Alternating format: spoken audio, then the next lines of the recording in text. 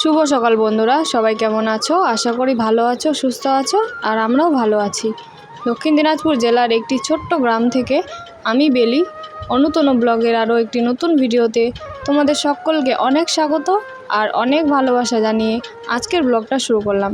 সাথেই থাকো সারাদিন আর দেখতে থাকো ব্লগটা, আশা করছি ভালো লাগবে।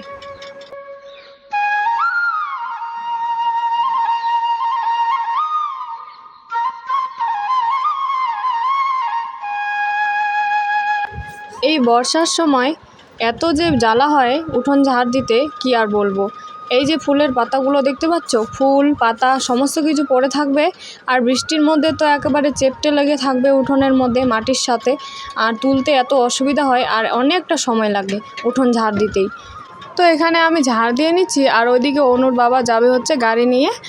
তো ও রেডি হয়ে চলে গেল আর তনুকে নিয়ে গেছে ওর কাছে, মানে গাড়িতে। তো আমাকে ডাকছিল ওখানে যাওয়ার জন্য, অনুকে নিয়ে আসার জন্য। আসলে না, ও মানে অনু না, সরি, তনু। তনু হচ্ছে প্রত্যেকটা দিন ওর বাবা ওকে নিয়ে যায় গাড়িতে যখন যায়। তো ওর ওটা অভ্যেস হয়ে গেছে, যখন ওর বাবা হচ্ছে যায় আর যদি ওকে নিয়ে না যায়, দোলনার মধ্যে যদি শুয়ে থাকে, তাহলে না যাওয়ার জন্য ছটপট করে। তো যাই হোক, আমি এখন যাব অনুর মানে তনুকে নিয়ে আসতে। তো দেখো এখানে পাতাগুলো পড়েছিল, এগুলো ঝাড় দিয়ে আমি নিয়ে যেতে পারিনি, মানে একদম মাটির সাথে মিশেছিল, তো ওগুলো আমি হাত দিয়ে নিয়ে গেলাম। আর তারপরে ওর বাবাকে বললাম একটু ধরে থাকো, আমি এই যে এখানে খেয়েছিলাম রাতে, এঁটোটা আমি লেপে দিয়ে তারপরেই তনুকে আনতে যাব। তো সেই জন্য আর কি তনুকে ধরে আছে, আর এটা আমি তাড়াতাড়ি করে লেপে নিচ্ছি। তোমরা নিশ্চয়ই দেখে বুঝতে পারছো এখানে কিন্তু প্রচণ্ড অন্ধকার ঘরের ভেতরে, আর চারিদিকটা বাইরেও কিন্তু অন্ধকার হয়ে আছে, একদম থমথমে হয়ে আছে, বৃষ্টি আসবে।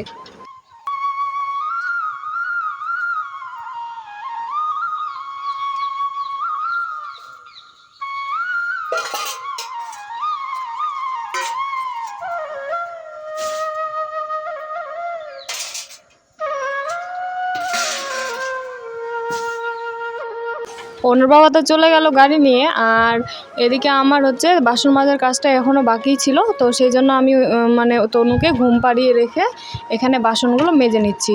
আর ভাই আর অনু গেছে হচ্ছে স্কুলে। অনুর স্কুলে যেহেতু পরীক্ষা হচ্ছে, তো আজকেও অনুর স্কুলে পরীক্ষা ছিল, আর আজকে ছিল হচ্ছে সাধারণ জ্ঞান পরীক্ষা। তো সেই জন্য ওরা স্কুলে গেছে, আর আমি এখানে বাসনগুলো মেজে নিচ্ছি।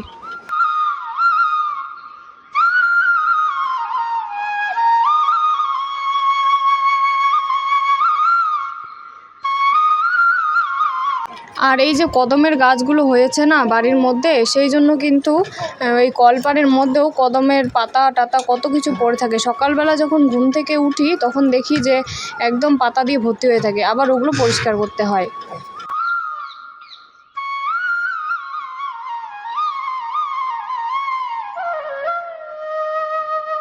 সকালবেলা আমি ঘুম থেকে উঠি কিন্তু 5:30টার সময়, কারণ 6টার সময় যেহেতু অনুকে স্কুলের জন্য রেডি করে দিতে হয়, তো সেই জন্য 5:30টার সময় আমাকে উঠতে হয়। আর যেদিন ওর স্কুল থাকে না, 6টার সময় উঠি। সকাল 5:30টা থেকে যে কাজগুলো শুরু হয়, তারপর কিন্তু কাজ থামার কোনো নাম নেই, তাই না বলো? এটা করো ওটা করো, সংসারের জন্য কত কিছুই না কাজ করতে হয়। যখন ছোটো ছিলাম তখন তো কিছুই বুঝতাম না, মায়ে সব করতো, আর আমরা শুধু চুপচাপ বসে বসে অর্ডার করতাম। তো এই কথাগুলোই ভাবছিলাম আমি, মানে কাজগুলো, বাড়ির কাজগুলো করার সময় এই কথাগুলোই ভাবছিলাম। তো কথাগুলো ভাবতে ভাবতেই আমি আর কি কাজগুলো করছি, যে একটা মেয়ে মানুষকে কত কিছুই না কাজ করতে হয়। আর যাদের ঘরে ছোট বাচ্চা থাকে তাদেরকে কত সমস্যার সম্মুখীন হতে হয়, কি আর বলবো। তো সকাল 5:30 থেকে রাত রাত 9টা পর্যন্ত যতক্ষণ না শুই, ততক্ষণ কিন্তু কোনো আরামের শেষ নেই। 9টা পর্যন্ত শুয়েও বা কী আরাম বলো। তখন হচ্ছে আমাকে করতে হয় এডিট ভিডিও, তো তখনও কাজ, মানে ঘুমোতে গিয়েও কিন্তু কাজ।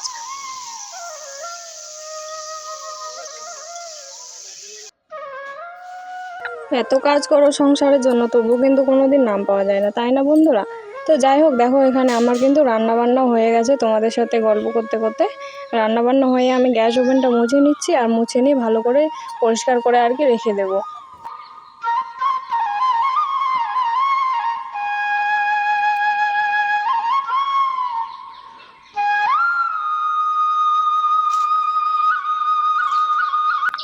তারপরে দেখো এখানে ভাই হচ্ছে অনুকে নিয়ে চলে এসছে স্কুল থেকে। তো এখানে আমরা খেতে বসে গেছি 3জন মিলে, খাওয়া দাওয়া করে নিচ্ছি।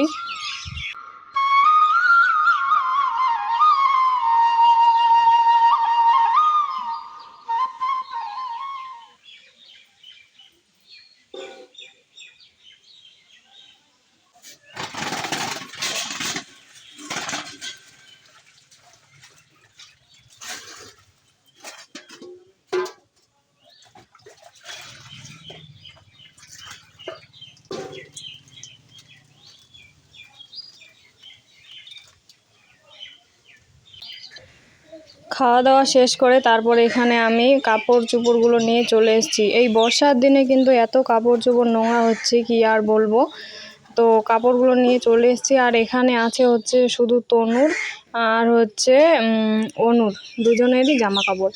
আর তনুর জামা কাপড় তো একদম সব কিছু পরিয়ে শেষই হয়ে গেছে।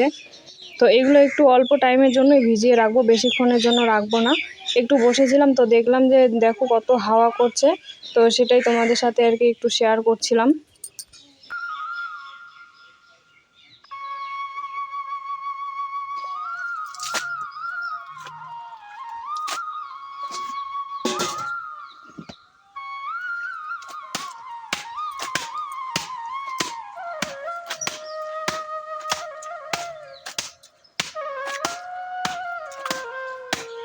কাপড়গুলো অল্পক্ষণের জন্যই ভিজিয়ে রাখলাম, আর তারপরে দেখো এগুলো আমি ধুয়ে নিচ্ছি।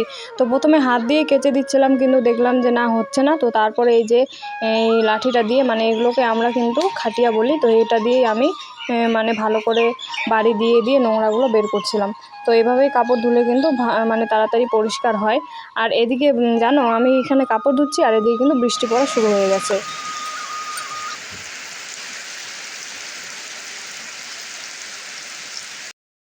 কাপড় ধোয়া শেষ হতে না হতে এদিকে বৃষ্টি আরম্ভ হয়ে গেছে।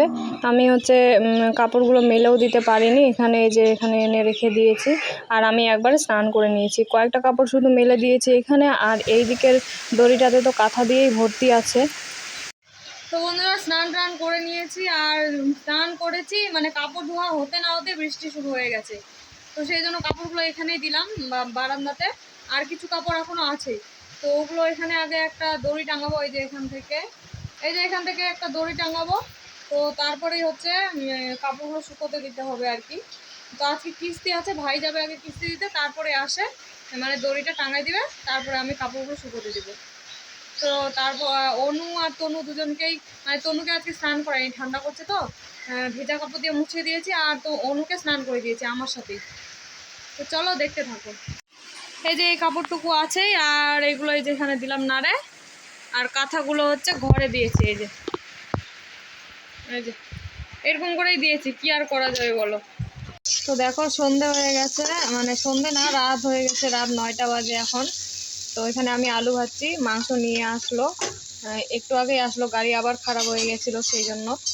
তো এখানে আমি আলু ভাজছি, আর আমাদের বাড়ি মাংস হলে আলু হয়ই, মানে আলু লাগবেই আর কি এরকম।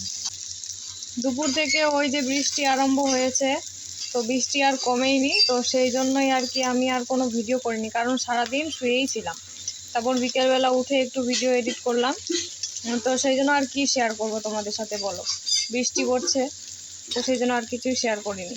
তো চলো দেখো এখানে আমি আলুগুলো ভাজছি, ভালো করে লাল লাল করে ভেজে নেবো, আর তারপরেই মাংসটা রান্না করবো। মাংস মশলা টশলা কিন্তু সব রেডি, আর ওইদিকে ওনার বাবা স্নান করছে।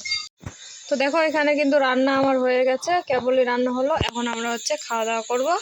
আর এই যে অনু ঘুমাই গেছিল, ওকে ঘুম থেকে তুললো, এখন খাওয়া দাওয়া করবো। তো চলো বন্ধুরা আজকের ভিডিওটি ছিল এই পর্যন্তই, তোমাদের সাথে দেখা হচ্ছে আবার একটি নতুন ভিডিওতে। ততক্ষণ ভালো থাকবে, সুস্থ থাকবে, এটাই আশা করি।